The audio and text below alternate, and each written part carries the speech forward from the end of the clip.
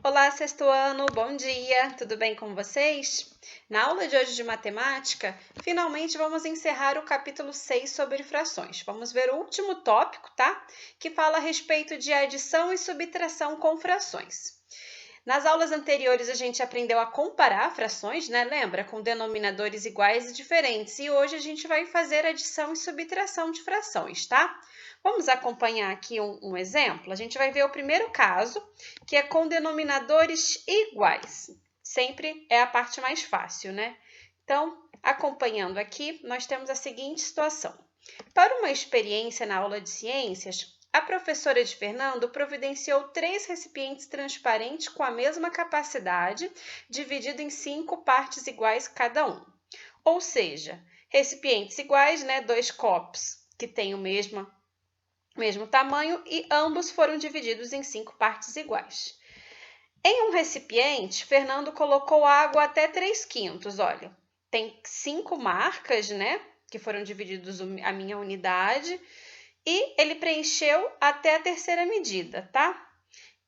E no outro recipiente, colocou óleo até 1/5 da capacidade total do recipiente. Ou seja, ó, ele colocou óleo apenas nessa primeira marcação.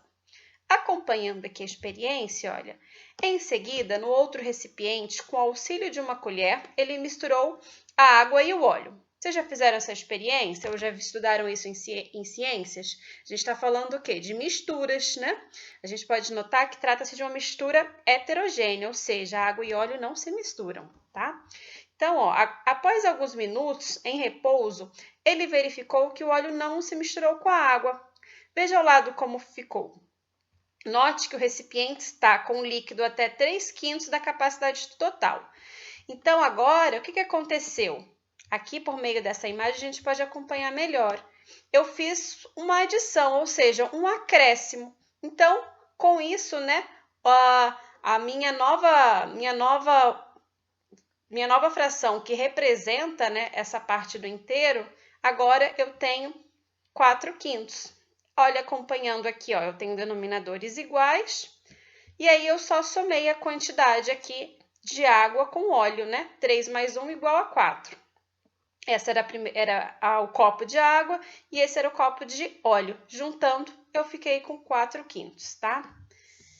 De maneira parecida, a gente também pode efetuar uma subtração com denominadores iguais. Veja o caso, ó, 6/7 menos 1/7. Então, olha, aqui eu tenho a representação de 6/7, ou seja, 6 partes de um total de 7, e aqui embaixo, uma parte de um total de 7. Como trata-se de uma subtração, vou fazer uma continha de menos entre os numeradores. Denominadores iguais, repito, né? Quanto que é 6 menos 1? 5. Então, eu fiquei com 5/7. Em suma, ou seja, resumindo tudo isso, a gente pode dizer que em uma adição ou subtração com frações de denominadores iguais, adicionamos ou subtraímos os numeradores e conservamos o denominador. Bem simples, né?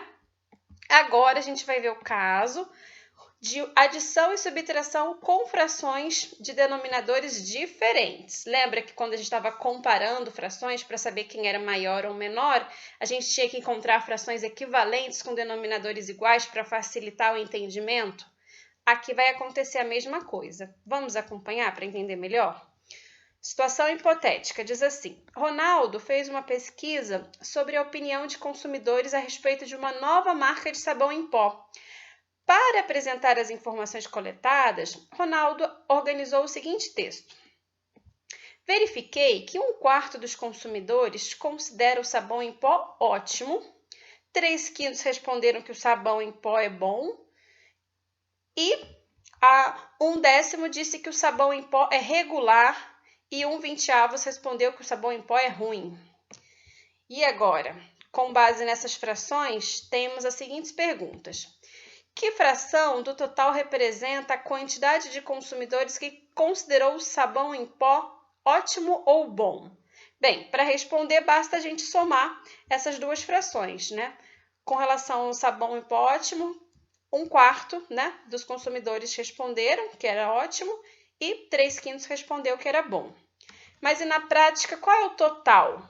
Bem, ó, tá vendo que eu tenho denominadores diferentes? Eu não posso fazer igual eu fiz agora há pouco, apenas somar os numeradores. Então, observe o que você tem que fazer quando eu tenho denominadores diferentes. Note, né, que as frações têm denominadores diferentes. Assim, primeiramente, obtemos frações equivalentes com o mesmo denominador, ou seja, novamente, a importância das frações equivalentes. Frações que representam a mesma parte de um todo, mas com denominadores iguais. Então, bem, já que eu quero denominadores iguais, olha, a sugestão foi multiplicar os dois termos por 5, ficando com 5 vinteavos, e nesse caso multiplicar por 4. Dessa forma, fica fácil, né? Porque se essas duas frações são equivalentes a essas outras duas com denominadores iguais, o que eu posso fazer? Repetir o denominador e somar os numeradores, tá? Então, portanto, né, 12 mais 5, 17. Portanto, 17 vinteavos do total de consumidores entrevistados consideraram sabão em pó ótimo ou bom, tá? Dando sequência, olha, ainda de acordo com a informação do texto, que fração do total representa a diferença, agora é conta de menos, entre a quantidade de consumidores que consideraram o sabão em pó ótimo e a quantidade que o considera ruim? Bem, para responder essa pergunta, a gente vai ter que efetuar a subtração.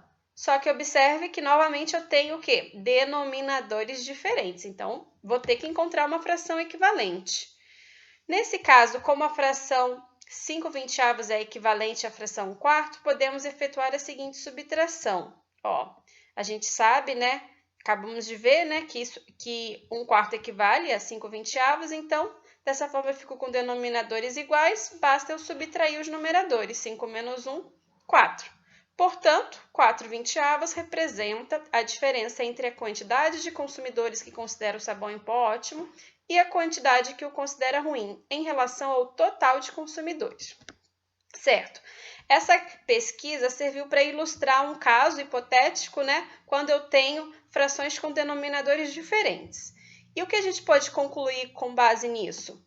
Que em uma adição ou subtração com frações de denominadores diferentes, primeiro substituímos as frações por frações equivalentes com o mesmo denominador, daí em seguida adicionamos ou subtraímos os numeradores e conservamos o denominador, tá? Então, você tem um trabalhinho a mais, você precisa encontrar uma fração equivalente para daí, então, você fazer o cálculo de adição ou subtração. Tá ok? Espero que vocês tenham entendido. Ah, pessoal, uma dica.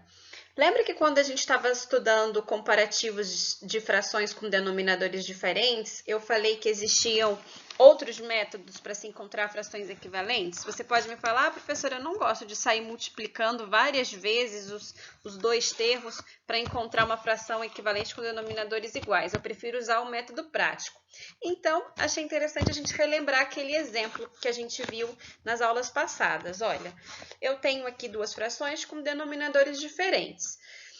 Esse é o método prático. Lembra como é que ele funciona? Olha, eu pego os denominadores das duas frações e multiplico entre eles. Quanto que é 9 vezes 8? 72. Então, ele vai ser meu denominador em comum entre essas duas frações. Mas o que acontece com o numerador? Aí eu preciso fazer uma multiplicaçãozinha cruzada. Observe as anotações, os grifos coloridos. Então, eu vou fazer, olha, 4 vezes 8, por exemplo, né? Um numerador com o outro denominador da outra fração, né? E aí, encontro 32, por exemplo. E aí, eu tenho que fazer a mesma análise para o outro numerador. Agora, eu vou pegar o outro numerador e multiplicar pelo denominador da outra fração. Então, 5 vezes 9, 45. Aqui é um comparativo, mas no caso de uma adição ou subtração, já que eu tenho denominadores iguais, aí o que eu faço? Basta eu somar. Se fosse de adição, né, eu faria 45 mais 32, pronto, acharia a minha resposta correta, certo? E se fosse uma subtração, 45 menos 32, tá? Então, existe a possibilidade, né, que a gente acabou de ver na apostila, mas vocês podem pegar os conceitos que a gente aprendeu em aulas anteriores e aplicá-los agora aqui, em adições e subtrações com frações, tá ok? Espero que vocês tenham entendido. Por hoje é só, pessoal. Para finalizarmos, por gentileza, realizem as atividades constantes na página 190 a 191. Atividades do 1 ao 5, tá? São 10 exercícios ao todo, então eu tô cobrando apenas a metade. É muito importante que vocês realizem, tá bom? E lembrando, não se esqueçam de me enviar pelo WhatsApp para correção. Um excelente dia, ótimo final de semana e até segunda-feira, sexto ano.